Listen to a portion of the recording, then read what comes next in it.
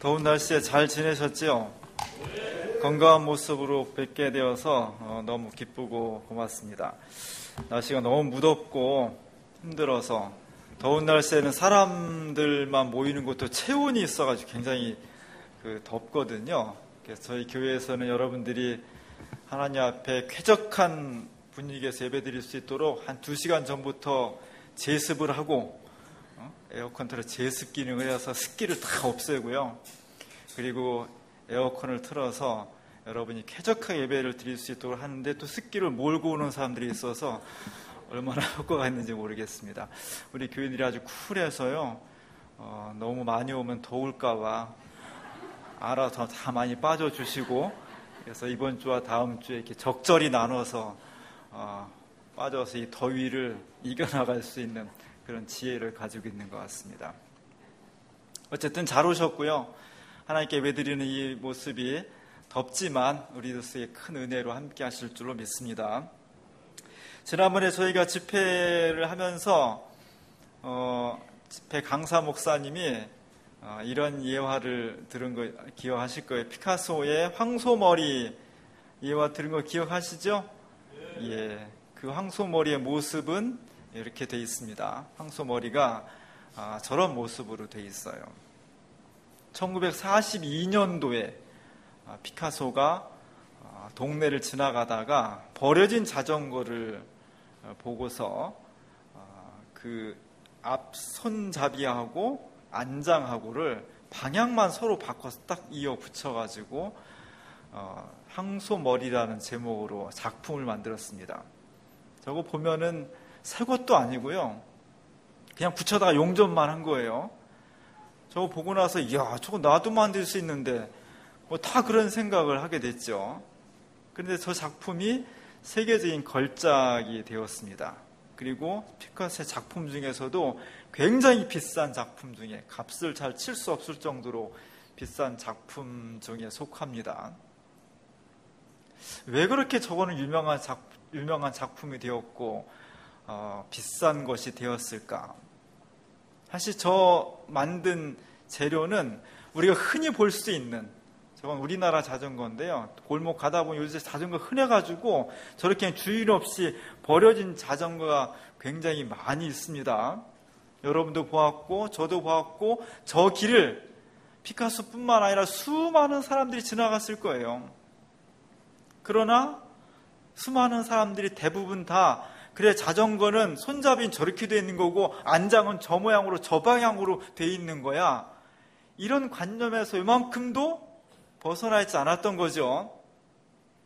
근데 피카소는 저 안장을 뒤로 붙이고 손잡이를 거꾸로 방향을 해서 붙여놓으면 황소 머리가 될 것 같다라는 착상을 순간적으로 하게 된 거죠.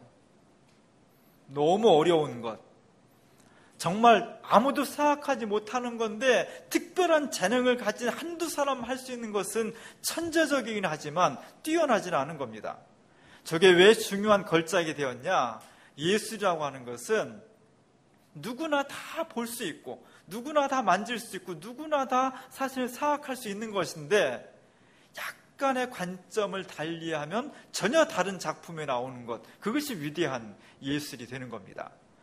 저 자전거를 누구나 볼 수 있었고 본 사람들은 저렇게 뒤바꿔 생각할 수 있는 것이 누구나 가능한 것임에도 불구하고 생각하지 못했던 것, 그것을 피카소라는 예술가가 전혀 새로운 각도에서 바라봐서 갖다 붙였을 때 그때 위대한 걸작이 나온 거죠. 저런 거 진작 알았으면 저도 벌써 만들어가지고 비싼 값에 팔았을 텐데 우리 교회의 재정에 많은 도움이 됐을 텐데 하나님께서 그런 재능을 주지 않아서 안타깝지만 역시 대가는 지나고 나면 저거 나도 할 수 있는 건데 이걸 만들어내는 게 대가인 거죠. 무엇을 어떤 관점에서 어떻게 보느냐가 대단히 중요한 겁니다. 오늘 예수님께서 날 때부터 소경인 사람을 만나서 그 사람을 고쳐주고 있습니다. 날 때부터 소경은 앞을 못 보는 사람인데 잠시만 앞을 못 봐도 답답하죠. 하늘이 참 맑다, 별이 참 아름답다, 꽃이 참 예쁘다, 강물이 깨끗하다, 이 사람 얼굴이 너무 예쁘다, 아기가 너무 방긋 웃는다, 이 모든 것을 다 말하는데 그것에 대해서 하나도 같이 공감할 수 없다는 것.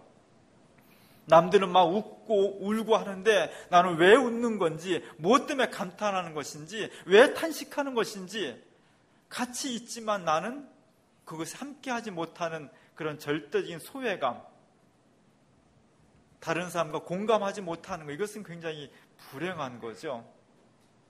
이 날 때부터 소경인 사람은 한 번도 주변의 사람들과 함께 느낌을, 같이 보는 것을 공감할 수 없는, 같이 살지만 투명인과 같은, 아니면 섬과 같은 그런 존재였던 겁니다. 당연히 이 사람은 직장도 못 가졌을 테고요, 결혼은 꿈도 못했을 테고요, 죽지 못해 사는, 그래서 거지가 되었겠죠.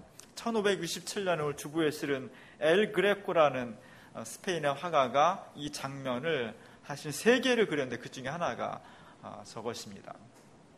많은 사람들이 웅성웅성대고 예수님이 그를 고쳐주는 장면입니다. 그의 삶은 그가 오른손에 들고 있는 가는 막대기 하나로, 눈만 소경이 아니라면 얼마든지 모든 것을 할 수 있는 삶인데 눈이 앞이 안 보인다는 것 때문에 그가 의지할 수 있는 것은 막대기 하나였습니다. 저걸로 이렇게 짚어가면서 겨우 한 발짝 한 발짝 거닐 수밖에 없는 삶. 그의 삶은 거지였고 비참했고 앞이 안 보이는 것만큼 절망적이었습니다. 그래서 화가는 맨 가운데에다가 사실 예수님과 이 소경이 주인공에도 불구하고 그를 한쪽 구석으로 몰고 가운데다가 뭘 놨어요? 이 소경이 가지고 다니는 그 가방. 요즘 길거리 다니면 정신이 약간 이상하신 분들이 굉장히 많이 있습니다. 그분들이 꼭 가지고 다니는 공통점은 뭘 이렇게 많이 들고 다녀요. 가방에가 짐이 많아요. 어떤 분은 막 큰 캐리어에다가, 난 정말 궁금해요. 그 안에 뭐가 들었는지. 그걸 그냥 어디든지 꼭 끌고 다녀요. 저 소경도 가방을 들고 다녔습니다. 그 속에 뭐가 들었는지 아마 냄새도 났고 지저분한 것도 많겠죠. 그래서 개가 냄새를 맡고 핥습니다. 거지, 이 소경인 거지, 그가 갖고 다니는 지저분한 가방, 떠돌이 개, 이것이 일직선상에서 한 화면에 같은 운명체로서 만나지고 있는 겁니다. 슬픈 모습이죠. 당시의 통념은 이런 거였습니다. 사람이 불행한 것은 반드시 원인이 있기 때문이다.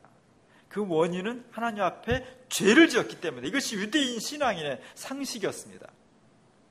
저 사람이 고통당하는 것, 슬픈 것, 아픈 것, 불행한 것, 죄를 지었기 때문이야. 이것이 움직일 수 없는 통념이었어요. 그래서 사람들은 저 날 때부터 소경인 사람이 도대체 무슨 죄를 지었을까라는 것이 궁금한 거였습니다. 근데 이 사람에게 있어서 한 가지 좀 다른 색다른 문제는, 저 사람은 날 때부터 소경인데 그럼 도대체 누가 죄를 지은 걸까? 저렇게 무거운 벌을 받을 정도에. 태아 쪽에 태아가 죄를 지었을까?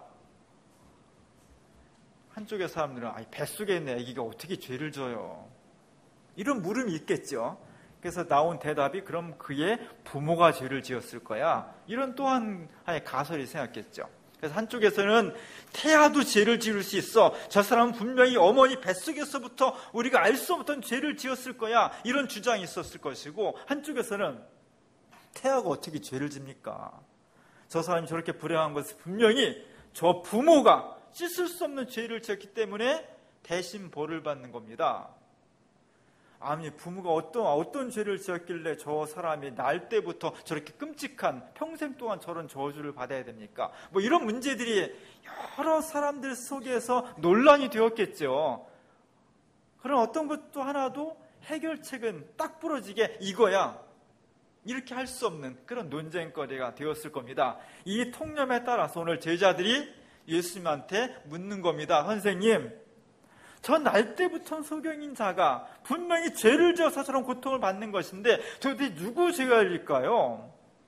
어떤 사람들은 저 소경이 날 때부터 어머니 뱃속에 태아가 생성될 때부터 뭔가 죄를 지었기 때문에 저런 벌을 받는 겁니다. 이런 주장이 있고, 또 어떤 사람들은 태아가 어떻게 죄를 집니까? 부모의 제일 잘못이지. 이렇게 두 가지 가설이 있는데 예수님 어떤 게 맞는 걸까요?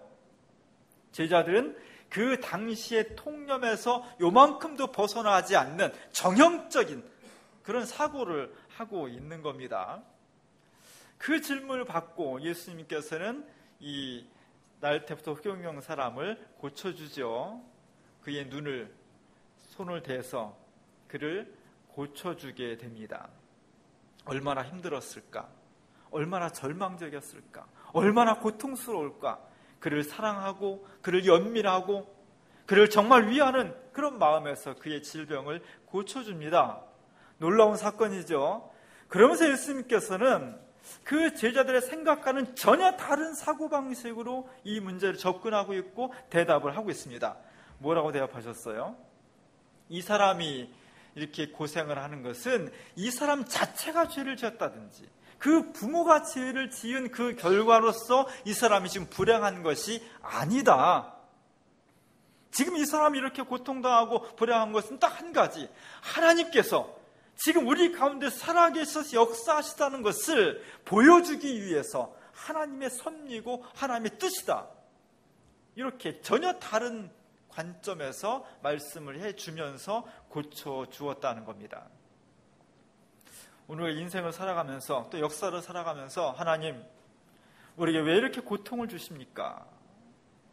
제가 어떤 죄를 저질렀길래 또 내 삶과 내 인생과 내 역사 속에서 왜 이렇게 불의가, 고통이 만연합니까? 원인이 무엇입니까? 이렇게 한탄하고 하나님 앞에 항의할 때가 있습니다.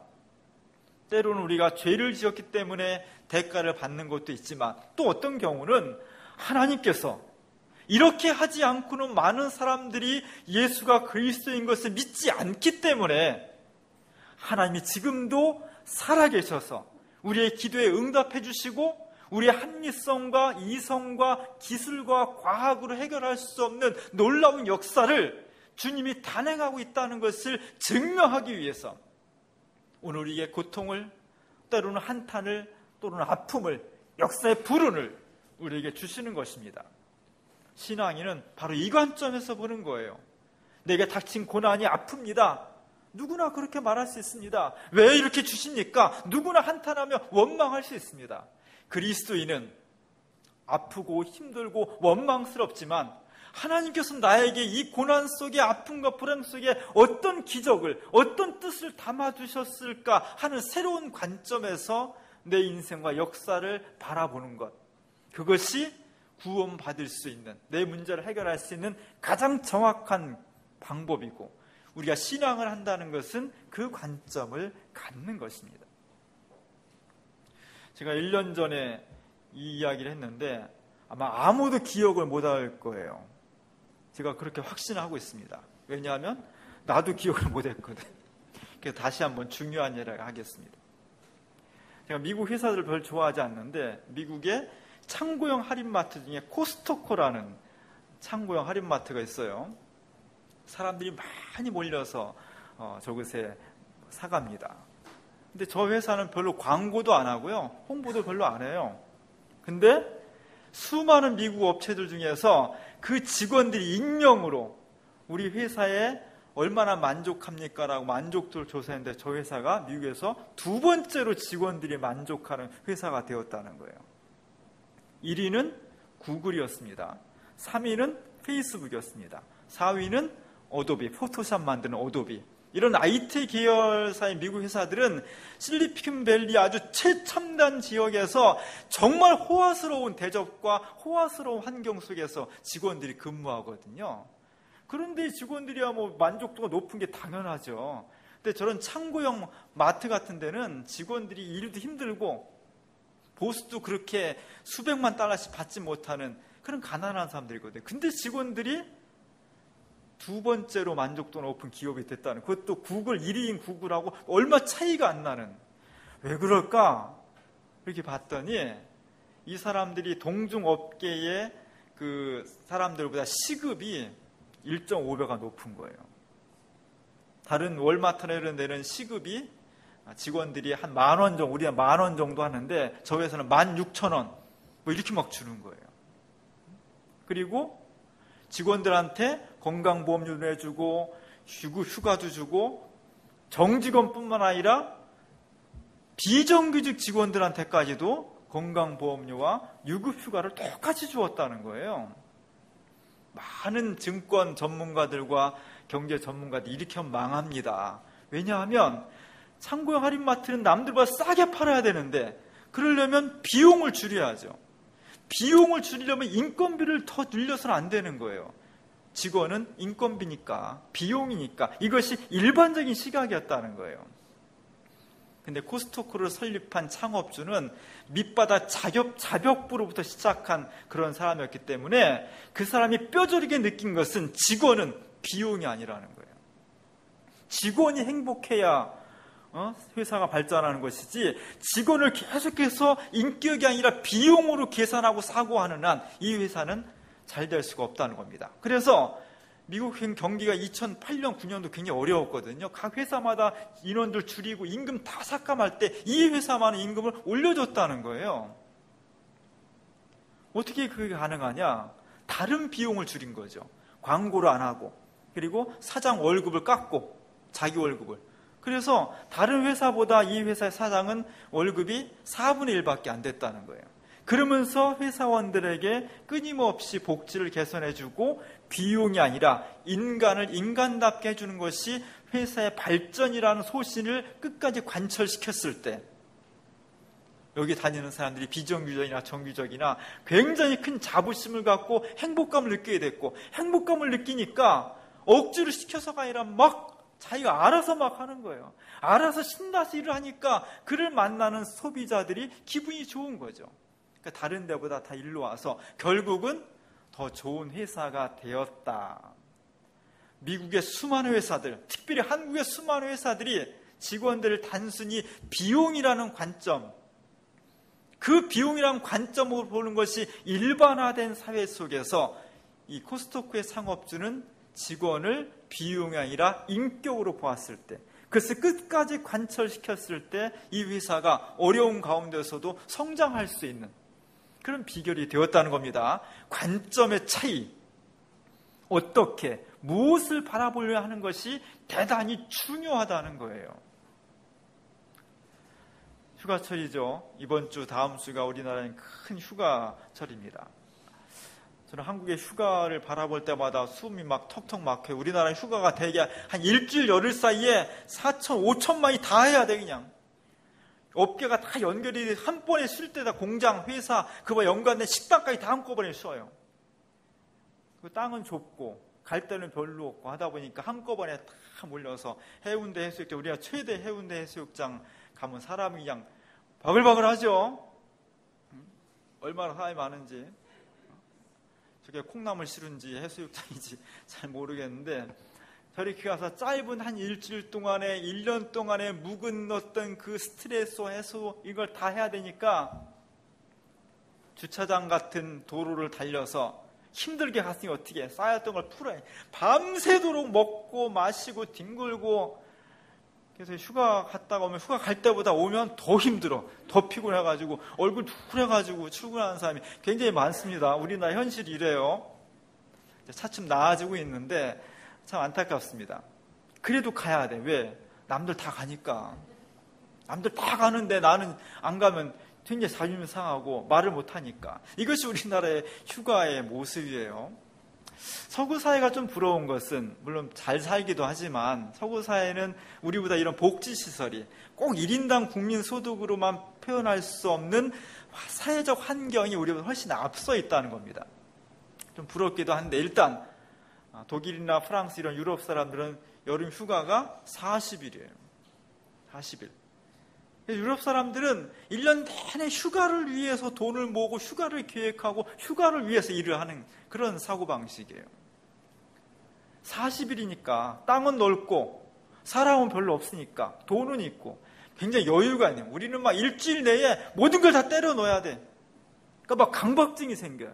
유럽 사람들은 땅 넓고 돈 있고 시간이 많으니까 일단 자세부터 여유가 생기는 거죠. 이 사람들은 이렇게 이 사람들도 해수욕하고 밤새 놀고 그러겠죠. 근데 기본적으로 그렇게 막 그냥 스트레스 받을 정도로 휴가를 힘들게 안 한다는 겁니다. 휴가 때 뭐 합니까? 그동안 못 읽었던 책 읽겠습니다. 휴가 때 뭐 합니까? 그동안 우리 아이들하고 못 놀아줬는데 애들하고 놀아줘야 되겠습니다. 그래서 캠핑카 끌고 가서 열흘, 20날 이렇게 놀면서 배드민턴 치고 잣잠 자고 낚시하고 책 읽고, 우리도 40일 주면 그렇게 할 수 있는데, 하여간 유럽은 그런 문화가 이렇게 바탕에 돼 있어가지고 훨씬 더 휴가를 휴가답게 즐기는, 좀 부럽기도 하죠. 그리스도의 휴가는 뭔가?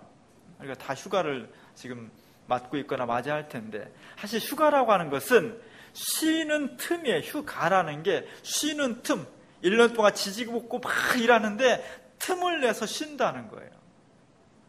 그 쉬는 동안에 1년 동안 받은 스트레스, 육체적인 피로, 긴장 이런 것들을 다 해소하고 쉬어서 새롭게 재충전한다는 겁니다. 그래서 많은 사람들이 바다로, 들로, 산으로, 낮잠으로, 방콕으로 막 이렇게 가는 거죠. 쉬는. 그리스도인들은 우리가 인생이 왜 피곤할까? 물론 육체적으로 힘도 들고 잠도 못 자고 그래서 피곤하지만, 기독교인의 시각은 인간과 역사가 피곤한 것은 하나님과의 관계가 바르지 못할 때, 이렇게 왜곡되어 있을 때 피곤하고 지치고 생기가 없다는 것이 기독교인의 근본 시각입니다. 그래서 휴가를 바라보는 데 있어서도 우리 주변에 수많은 사람들이 들로 산으로 먹고 마시고 놀고 하는 것으로 1년 동안의 스트레스와 힘든 것이 해소될 수 있고 새 힘을 얻을 수 있다고 하지만, 그리스도인은 그것만으로는 안 되고 내가 하나님과의 관계를 바로 해야 되겠다. 휴가 동안에 하나님, 내가 다시 한번 주님 앞에 바로 서고 내 신앙의 흐트러진 모습들을 다시 세우고 다시 주님 앞에 생기를 얻고, 이런 모습들을 갖춰가는 것이 기독교인의 휴가라는 그런 관점을 갖는 것이 중요한 거예요. 그래서 예수님은 수고하고 무거운 짐자들아 다 내게로 와라, 내가 너희를 쉬게 할 것이다. 참된 쉼, 참된 휴가 어디서 얻을 수 있느냐? 들로도 가고 바다로도 가고 계곡으로도 가지만, 하나님 앞에 우리가 바로 서고자 하는 노력, 주님의 저 말씀을 믿고 내가 정말 예수님 안에서 참 쉼을 얻겠습니다라는 고백이 결여되어 있으면, 해수욕장 10번 가고 들로 산으로 열흘을 다녀도 절대 우리가 진정한 쉼을 얻을 수 없는 겁니다. 들로도 가시고 바다로도 가시되 내가 하나님 앞에서 진정한 쉼과 안식을 얻겠다는 이 고백과 이 관점, 이 믿음의 고백, 이런 것들이 반드시 같이 만들어져야 된다는 겁니다. 우리가 요즘 계속 믿음에 대해서 이야기를 나누고 있습니다. 믿음은 무엇인가? 세상 사람들이 이성적으로, 과학적으로, 인간 중심적으로 보는 것이 일반화되어 있는 이 세상 가운데에서 하나님의 관점에서 보는 겁니다. 오늘 예수님께서 세상 사람들이 저게 다 누구의 죄냐?